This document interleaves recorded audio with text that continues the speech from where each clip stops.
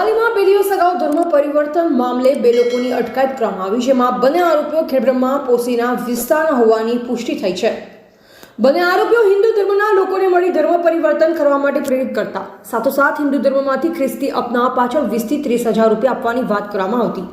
વડાલી પોલીસે બંને આરોપીઓ વિરુદ્ધ ગુનો નોંધી વધુ તપાસ હાથ ધરી છે। વડાલી પોલીસે આજે બંને આરોપીઓને કોર્ટમાં રજૂ કરી 7 દિવસના રિમાન્ડની માંગણી કરી હતી। વડાલી કોર્ટે બંને આરોપીઓના 5 દિવસના રિમાન્ડ મંજૂર કર્યા છે। કોર્ટે બંને આરોપીઓના 5 દિવસના રિમાન્ડ આપતા હવે પોલીસ પણ અલગ અલગ દિશામાં આરોપીઓ સાથે રાખી તપાસનો ધમધમાટ શરૂ કરશે। સાબરકાંઠા જિલ્લાના અંતરિયાળ વિસ્તાર ખેડબ્રહ્મા પોસીના સહિત વિસ્તારમાં હિન્દુ ધર્મમાંથી ખ્રિસ્તી ધર્મ અપનાવનાર 2 વ્યક્તિઓ જેલના સળિયા પાછળ ધકેલા છે।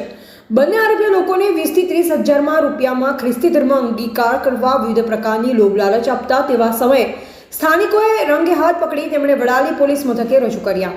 તેમણે વડાલી પોલીસ મથકે આજે આ મામલે ગુજરાત બિનસાંપ્રદાયિક ગુના અંતર્ગત વડાલી કોર્ટમાં 7 દિવસના રિમાન્ડની માંગ કરી, જેમાં નામદાર કોર્ટ દ્વારા 5 દિવસના રિમાન્ડ અપાયા છે। સાથોસાથ આ 5 દિવસના રિમાન્ડ દરમિયાન આરોપીઓને મળતું ફંડિંગ મામલે વિશેષ ખુલાસા કરવામાં આવશે, જેમાં ધર્મ પરિવર્તન મામલે લોભ લાલચ આપવાના પ્રયાસ અંતર્ગત કેટલાક લોકો સામેલ છે તેમજ કઈ જગ્યાએથી કેટલું ફંડિંગ આપવામાં આવી રહ્યું છે તેની વિગતો તપાસવામાં આવશે। તેમજ આ અગાઉ કેટલા લોકોને લોભ લાલચ સહિત લાલચામણી રજૂઆતથી કેટલાક લોકોને ધર્મ પરિવર્તન કરાવ્યું છે તેની વિગતો ખોલવામાં આવશે। જોકે 5 દિવસના રિમાન્ડ દરમિયાન હજુ પણ ખળભળાટ મચાવનાર વિગત બહાર આવે તો નવાય નહીં। કોર્ટે બંને આરોપીઓના તારીખ 24/3/2025 બપોર 3 વાગ્યા સુધીના રિમાન્ડ મંજૂર કર્યા છે। રતિલાલ પારગી તેમજ ભવર પરમાર નામના 2 ઇસમો વિરુદ્ધ ધર્માંતરણ હેઠળ વડાલી પોલીસ મથકે ફરિયાદ નોંધાઈ છે। એવા રાજકમલસિંહ પરમાર, ભારતની અસ્મિતા, સાબરકાંઠા।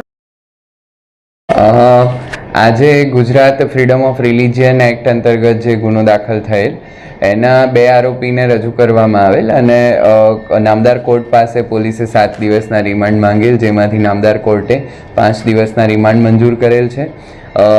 આગામી 5 દિવસની અંદર આરોપીઓની વિશેષ તપાસ કરવામાં આવશે અને આરોપી સાથે બીજા કોઈ સંગઠન સંકળાયેલા છે કે કેમ, બીજા કેટલા વ્યક્તિઓ આ પ્રકારની પ્રવૃત્તિ કરે છે,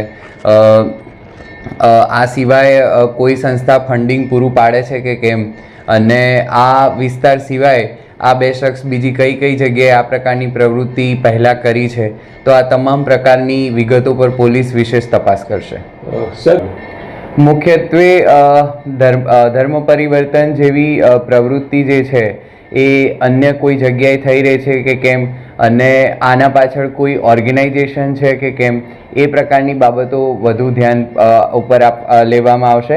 અને આની અંદર નાણાકીય કોઈ બાબતો સંકળાયેલી છે કે કેમ, પ્રલોભન આપવામાં આવે છે તો કયા પ્રકારના આપવામાં આવે છે, કઈ રીતે આપવામાં આવે છે, આ બધી જ બાબતોમાં ઝીણવટથી તપાસ કરવામાં આવશે।